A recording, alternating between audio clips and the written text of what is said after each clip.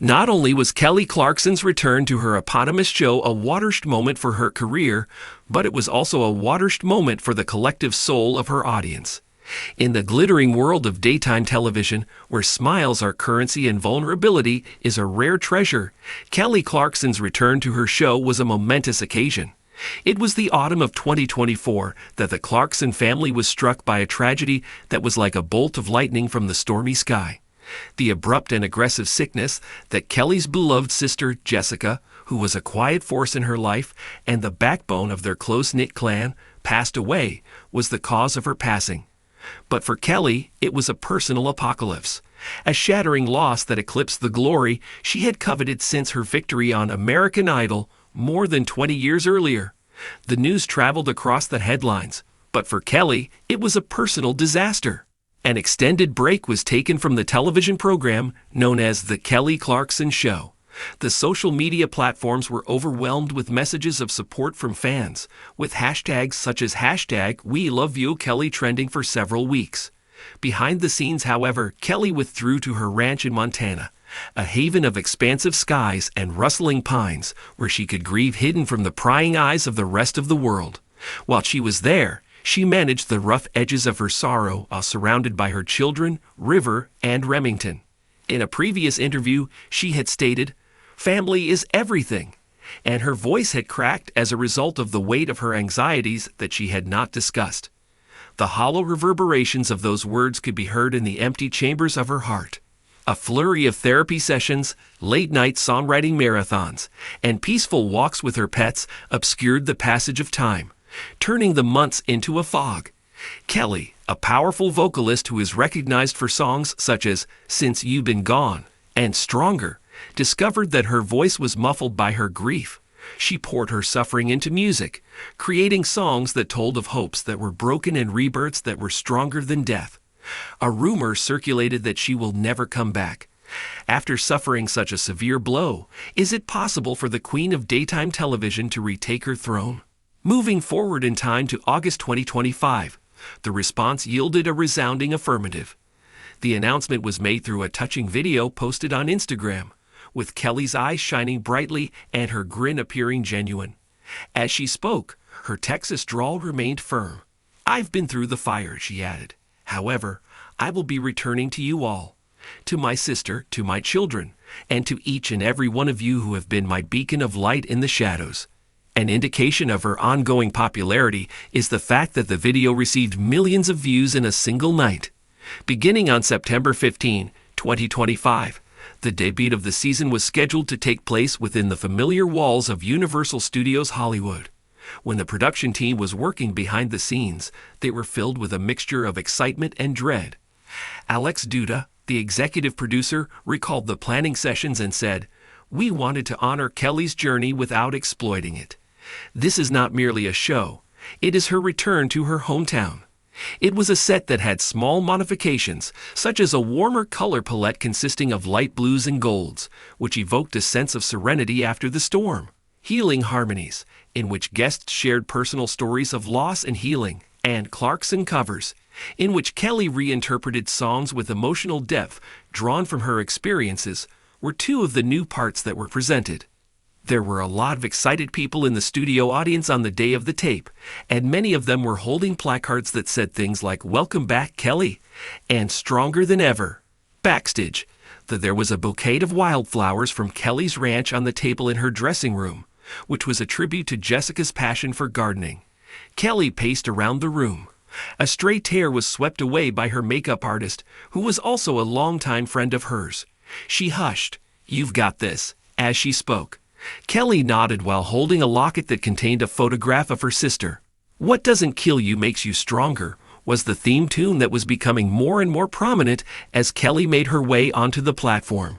There was a flood of love that nearly knocked her off her feet, and the applause was so loud that it was incredible. A flowing shirt in Jessica's favorite hue of lavender, along with jeans and boots that screamed authenticity, was the attire that she wore. It was a simple yet lovely ensemble. This time, there were no flashing sequins. Kelly was being genuine and unfiltered. The first thing she said was, "I would want to begin by expressing my gratitude to you. Please accept my gratitude for your patience, your prayers, and your generosity. The death of my sister broke me in ways that I had no idea I was capable of breaking a person." As she paused, the camera took a closer look at her face, catching the vulnerability that made her approachable to the audience. However, it also brought to my mind the reason why I continue to do this. There is connection, laughter, and music. Despite the fact that it hurts like hell, life continues on. This particular episode was a lesson in the art of emotional alchemy. The very first person to appear on Kelly's show was none other than Blake Shelton, a musician who is also a longtime friend of Kelly's. Blake opened up about his own family traumas as they exchanged stories of loss, and the performance culminated with a duet of the country song, "Go Rest High on That Mountain," which had the audience in tears. As Kelly uttered the words, "This one's for Jessica," her voice rose to a lofty level, transforming the discomfort into something transcendent. In keeping with the spirit of the event, there were lighter moments weaved throughout. An episode titled Kelly's Kitchen Confessions had her preparing Jessica's renowned apple pie alongside the comedian Tiffany Haddish, with flour flying everywhere and laughter resounding across the room. "Do you see?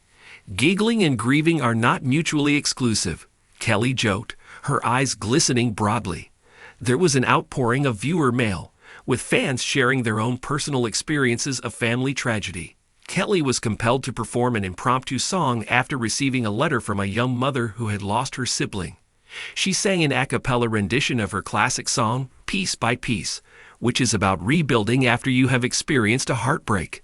The reviewers were ecstatic. The publication Variety referred to it as a poignant rebirth, highlighting the way in which Kelly incorporated her grief into the show's narrative without allowing it to overpower the joy. In a time when polished personas are prevalent, ratings skyrocketed, surpassing those of prior seasons, demonstrating that genuineness is still relevant. According to Kelly, however, success was judged in a different way. "It's not about the numbers," she told reporters after the show as they were leaving. "It's about healing together." The show underwent a transformation in the weeks that followed. Through the introduction of wellness professionals, grief counselors, and survivors, Kelly transformed her platform into a beacon for people who are struggling in the shadows of heartbreak. The conversation was normalized by the inclusion of celebrities like Ariana Grande and Dwayne Johnson in a special episode that was dedicated to mental health and featured them addressing their struggles. The spotlight was on Kelly's own music. She released a new tune titled "From the Ashes," which was influenced by Jessica's determination to do what she wanted. "In the ruins, I found my fire/sister's light. Burning higher" are examples of lyrics that have become anthems for those who have lost a loved one. This rebirth was represented in Kelly's life both on and off camera. As a result of their shared loss, she relied on her ex-husband, Brandon Blackstock, for support in the area of co-parenting. Their divorce had been a difficult process in the past. Vacations to Montana turned into a family tradition, during which tales about Jessica circulated through the air like smoke from a campfire.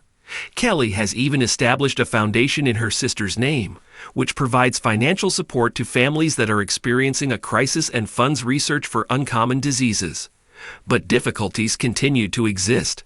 Her emotional state was the subject of speculation in the tabloids, and paparazzi followed her around at every turn. Specifically, one story that was particularly intrusive asserted that she was faking strength for ratings. In one of her episodes, Kelly confronted the issue head-on, saying, "Grief is not linear. On certain days, I am unbreakable, while on other days, I am in pieces." However, simply being present is the reward.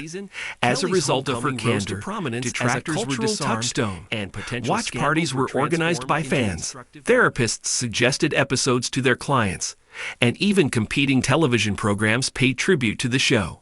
Within a video message that she delivered to Kelly, Oprah Winfrey said, "Kelly, you are teaching us all how to rise." Even though there were a lot of nominees for the Emmys, Kelly played it down. "It's good to receive awards, but hugs from my children? That is pure gold." Towards the end of the year, Kelly hosted a Christmas special that included both joyful melodies and tributes to loved ones who had passed away. Her final song was "I'll Be Home for Christmas," and her voice was like a soothing salve for hearts that were hurting. "Home is wherever love lives," she continued, blowing a kiss to the camera and to Jessica, who was watching from above. This year, home is wherever love finds you. It was more than simply a comeback. Kelly Clarkson's return represented a rebirth in the music industry. She rose from the depths of family tragedy, not lessened but intensified, which is a testament to the potential of the human spirit to be renewed. She encouraged us to take a moment to halt, to feel, and to heal in a world that frequently moves on. Furthermore, by doing so, she not only returned her program, but she also reclaimed her light, which she then shared with millions of people who were in greatest need of it.